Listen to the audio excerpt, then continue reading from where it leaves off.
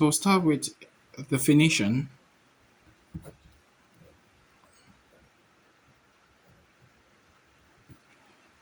Definition of combination. So what is combination? Well, a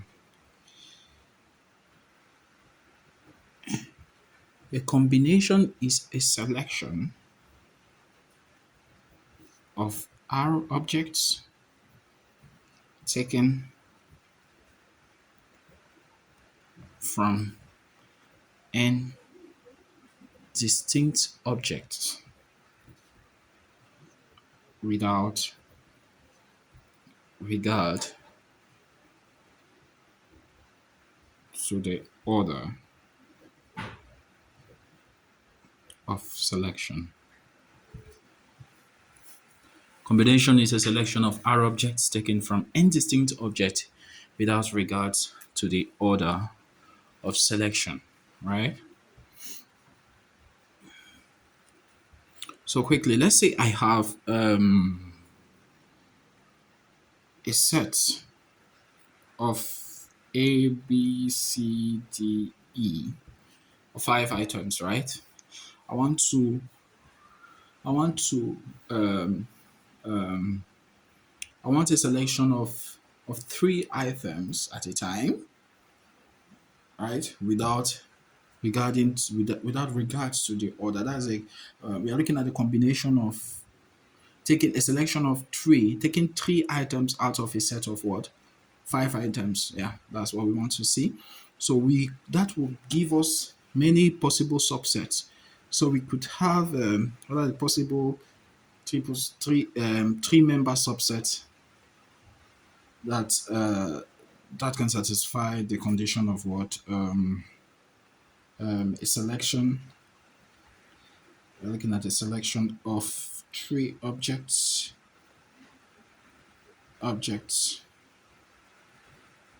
taken from 5 distinct. Okay. So the first possible members we can have A, B, C, D, right? Another possible another possible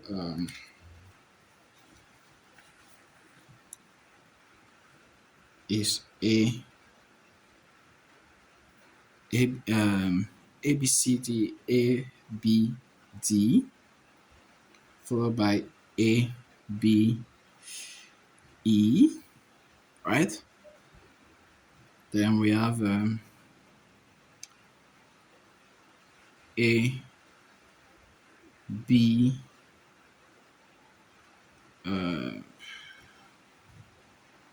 no, not A B. So say B A no, not B A C. B A C is already if order is not important. So we have B D C, right? That's B D what? E, right?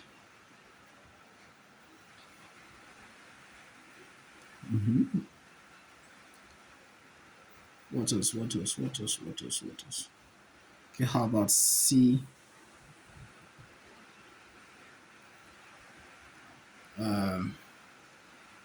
D E? Okay, that makes it 6.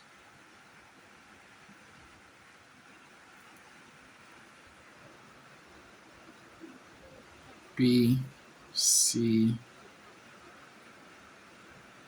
E.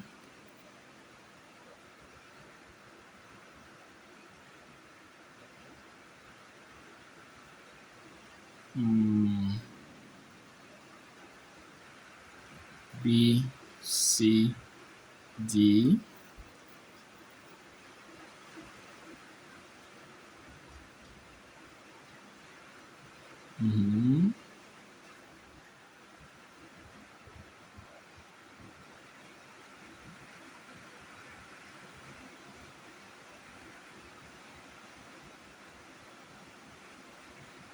C C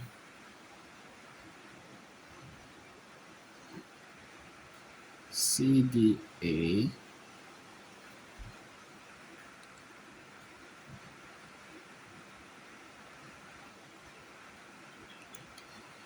mm, what else?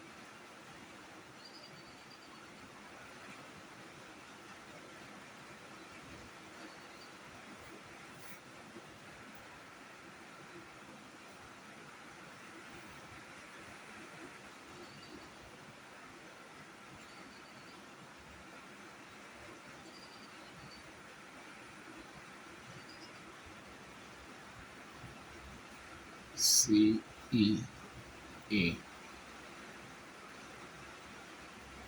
1, 2, 3, 4, 5, 6, 7, 8, 9, 10. So you see, we have basically 10 subsets we can create with three members, right? From this set of five items. Now the thing is, remember we said order does not matter, right? So in other words, no matter how the order of arrangement of the members in each of these sets is the same. So what are the different ways of arranging the members of the set? So we have a total of 10, and each of them have three members. So the number of arrangement of the members of the subsets is basically 3 factorial, since there are three members, right? From permutations. Now, since there are 10 of them, we are looking at basically 10 of those cases. That's basically like 10 times 3 factorial. But before we go there, let's see how we can solve the problem itself. So we are trying to find the total number of ways of the total number of permutation of what? Not permutation, I mean combination of the selection of three objects, the total number of ways of selecting three objects, taking five from five distinct objects. We have seen it is basically 10. But how can we come up with a mathematical expression that can satisfy this whole thing we just did now? Mm, if they are distinct items, right? Well, they are actually distinct. Now, suppose we are looking at arrangement. If order was important, so the number of ways of arranging five items is what? The number of ways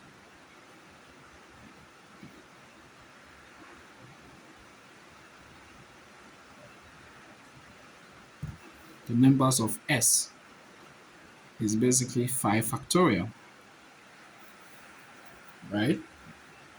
Since we are taking 3 at a time, 5 permutation 3 will be 5 factorial all over 5 minus 3 factorial, right? Which is 5 factorial over 2 factorial. So these are the different permutations of what? 3 items from a set of 5. So 3 different ways. Now of all these, we are saying that okay, order is not important. Order is not important because this is actually 5 times 4 times 3 times 2, right? This boils down to factorial over 2 factorial. So this is like 60 ways, right? 60 ways. Now, what we are trying to say is that in these 60 ways, how many ways are there in these 60 ways? We are counting, remember this is permutation, we are counting the, let's say, for the first subset ABC, we are counting all the possible arrangements of ABC. That is ABC itself, followed by A, C, B, followed by A, followed by B, A, C, followed by B, C, A, then C, A, B, and finally what? C, B, A. So you see, we have basically 6 ways of arranging it. That's why we said as earlier, 3 factorial, which is what? 6 ways of permitting the members of the subsets. So each of those subsets have 6 ways of what? Of arranging them, right? Now, 5 permutation 3 gives us the total number of ways of arranging what? 5 items taking 3 at a time. But in this 60, right? 6 for this 6 depend for each of the sets for each of the selection we take, there are 6 different ways of arranging that particular selection, which we have shown here. So now, what is the best way to now get rid of that order and then introduce combination? The best ways, since order is not important, this is almost like a case where A, B, C, these items are actually identical, right? If these items are identical, we are looking at a situation where we want to arrange A, A, A.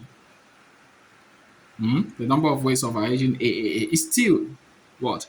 6 factorial. I mean 3 factorial, which is 6 ways, right? So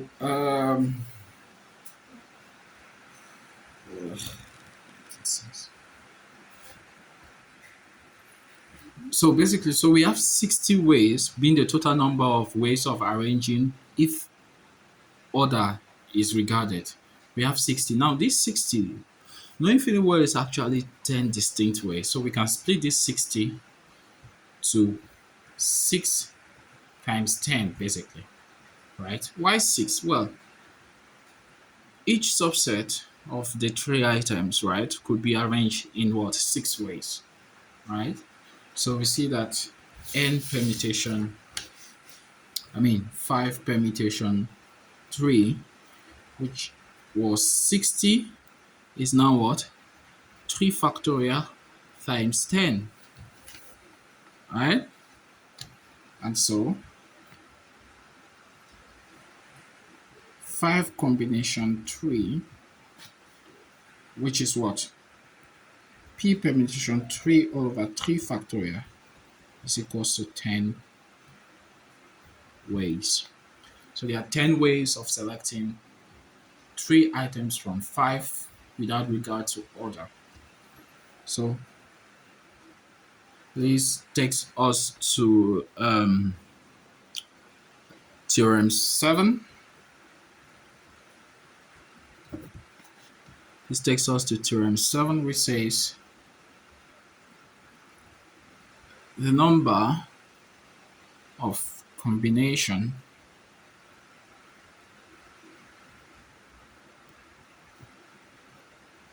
of n distinct objects taking R at a time is n combination R equals to what? N factorial over n minus R factorial R factorial. Okay. Another way of putting it, n permutation R is equals to n combination R equals to n permutation R over R factorial. Right? Also note that n combination R could also be expressed as n R in a column matrix format.